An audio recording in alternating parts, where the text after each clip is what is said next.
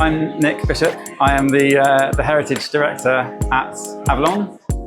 My team is responsible for helping people who want to alter historic listed buildings. We help them get listed building consent. We tell them which parts of the building are old or not. We go and look in the archives. We work out how you can adapt a building without harming its special interests, and then we act on their behalf to the local council.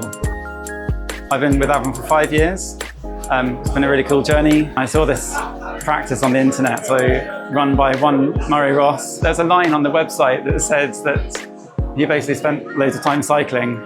So I thought, oh, that sounds like the kind of consultancy I'd like to work for. When I started, it was Avalon was Murray and his desk.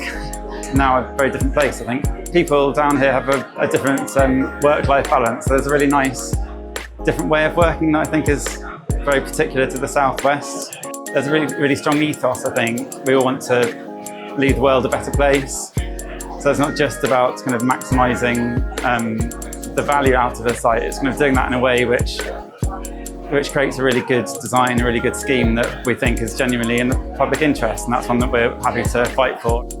We've worked on some really high-profile sites since I've come down here. So we've got involved in the Royal Clarence reconstruction schemes. That's really exciting. We're doing conservation plans for the National Trust at the moment. That's been amazing as well. Real privilege to work on some really interesting buildings, and also really challenging just from a academic point of view. They're buildings with really complicated histories and phasings. So that's been really fun. What's really interesting down here is there's loads of old buildings which haven't yet been written up. There are barns and manor houses and all sorts of different types of buildings, and they all need to be researched and understood.